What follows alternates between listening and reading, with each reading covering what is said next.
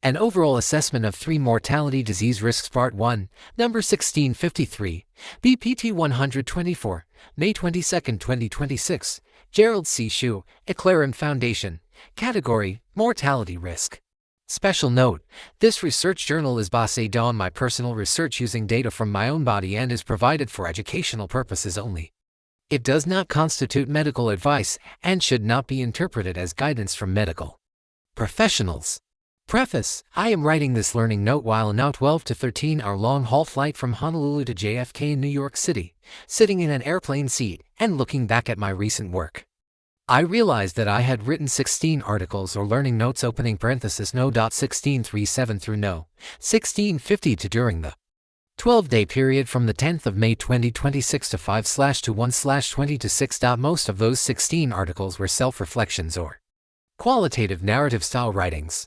Perhaps this is a natural tendency as I grow older and spend more time reflecting on my life experiences. However, my academic foundation was built upon mathematics, computer science, artificial intelligence, physics, and engineering. Therefore, the majority of my research papers throughout the past 16.5 years have been quantitative, data-driven, and deterministic in nature. For that reason, during this flight I decided to write another quantitative-style learning note, looking back at my life. From 1994 through 2004 I suffered 5 heart-related episodes that eventually forced me to make a life-changing decision to sell my high-tech enterprise and move away from Silicon Valley.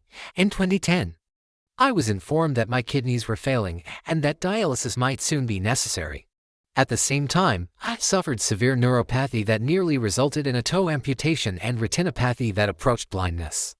These events forced me into another major life decision, returning to the United States and beginning a serious self-study of medicine and health, focusing primarily on chronic metabolic disorders and mortality diseases that I had personally experienced. After approximately 8 years of independent study, roughly equivalent to the duration of a standard medical education, I spent the entire year of 2017 writing a very short diabetes report, only around 300 words, based on the extensive data I collected between 2010 and 2016. That paper was selected by WHIDF for presentation at its Worldwide Diabetes Conference in Abu Dhabi, United Arab Emirates. From 2018 through 2026, I generated 1,652 written articles and learning notes, averaging approximately 2,000 words per article and approximately 194 papers per year over 8.5 years. Within these writings, I documented my fears, frustrations, silent cries for help, learned medicine knowledge, personal health data, lifestyle struggles, and scientific conclusions that I observed and quantitatively validated. I wrote them on my iPhone, day after day, month after month, and year after year. Many of these writings served primarily as personal records, while some were later published in medical journals and conference proceedings. Since 2025, I have also chosen to share many of these findings directly with patients through YouTube. These writings were never intended to gain recognition, acceptance, or influence. Instead, they were written to share experiences with others who have suffered as I have suffered. Having personally faced death or major disability 9 times, I understand the fear, helplessness, uncertainty, and desperation that patients experience. Even the most caring physicians may not fully appreciate those emotions unless they themselves have faced severe illness and mortality. Watching patients and being a patient are two very different experiences. Introduction. Because the airplane had no internet access, I relied entirely on the Medicalize software system that I developed and installed on my iPhone. This system contains more than 4 million personal data points collected over many years, although all data are backed up on remote servers. During this flight, my iPhone functioned as a completely self-contained research computer operating in a 100% isolated environment. The next step was selecting a research subject. I reflected on my past 16.5 years beginning in 2010. My 5 cardiovascular events occurred between 1994 and 2004. Unfortunately, I did not maintain detailed medical records during that period. However, one fact is clear: I have not experienced another major heart-related event since 2004. Furthermore, my Honolulu physician recently informed me that my primary cardiovascular biomarkers during 2010 to 2026 have remained within normal ranges. The same physician also informed me that although my kidney biomarkers were extremely poor around 2010, they have gradually improved and renal within healthy ranges. However, my hemorrhagic stroke near the pontine region on June 21, 2025 seemed as a major surprise to me. After writing more than 320 research notes during the subsequent recovery period of 11 months, I gradually developed a better understanding of why my first stroke occurred at age 79 rather than earlier in life. My 36-year history of type 2 diabetes was a major contributor.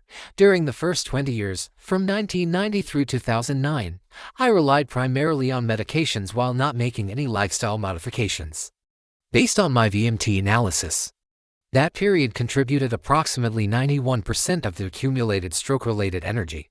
The following 16 years, from 2010 through 2025, were very different. I dramatically changed my lifestyle habits and eventually managed my condition without taking any diabetes medications. According to my analysis, those recent 16 years contributed only approximately 9% of the accumulated stroke-related energy. Research design and VPT analysis. Based on these observations, I selected 3 mortality-related diseases as output strains: cardiovascular disease CVD, chronic kidney disease CKD, stroke. I then selected 4 common input variables or stressors: body weight BW, daily average glucose EG, pulse pressure PP equals SBP TBP, systolic blood pressure SBP. Pulse pressure serves as an indirect indicator of arterial elasticity, while SBP was the direct triggering factor involved in my stroke event. My long history of type 2 diabetes contributed to vascular calcification and stiffening of many small blood vessels in my brain. Furthermore, my pulse pressure exceeded the threshold of 45 mmHg in 2019 and has remained above that level since then. These conditions gradually weakened portions of my cerebral vascular structure. On June 21, 2025, an acute systolic blood pressure SBP reading of 175 mmHg eventually ruptured one vulnerable blood vessel in the pontine location of my brain, leading to the hemorrhagic stroke. To provide readers with a broader picture of my overall health progression: year 2010, weight 220 pounds, BMI 31, EG over 300 mg, HbA1c approximately 13%. Blood pressure generally within normal range. Year 2025 to weight 163 pounds, BMI 24, EG approximately 100 mg, HbA1c approximately 6.4%. Blood pressure generally within normal range. The stroke day SBP value of 175 mmHg represented an unusual acute event rather than my typical blood pressure level. Year 2026, my overall condition remains similar to 2025, with 2 notable differences. 1. My EG increased from approximately 100 mg DL to 110 mg DL, likely reflecting increased glucose demand associated with brain repair and recovery after the stroke. 2. My SBP has generally been slightly lower than in 2025, while pulse pressure has remained largely unchanged. Differences among the 3 disease risk models. My TSI stroke warning model is defined as TSI stroke 3B equals glucose 120x SBP DBP 45x SBP 120x amplifier of 120. My TSI values typically range from the high 70s to the low 110s. Below 100 equals relatively safe zone, above 100 equals warning zone, above 110 equals dangerous zone. The most important characteristic of the TSI stroke model is that it uses multiplication among variables rather than addition. This multiplicative structure was inspired by Newton's principle that system behavior often emerges through interacting components rather than isolated factors. By contrast, both my CVD risk model and CKD risk model were constructed from a larger pool of approximately 10 variables, each input variable of 4 metabolic biomarkers and 6 lifestyle details received and assigned weighting F equals actor. And the weighted contributions were then added together to produce an overall risk score. Therefore, stroke risk uses multiplication, CVD risk uses weighted addition, CKD risk uses weighted addition. This structural difference explains why the stroke model often behaves differently from the CVD and CKD models despite sharing many common biomarkers. Time period select: Shoni began continuous glucose monitoring CGM in 2018. Because my TSI stroke warning proxy depends heavily on CGM-derived glucose data, I selected the period from 2018 through 2026 as the study interval for this viscoplast topology. VPT analysis. This 9-year period provides sufficient longitudinal data to observe disease trajectories, strain rate behavior, pivot points, and energy contributions. This is part 1.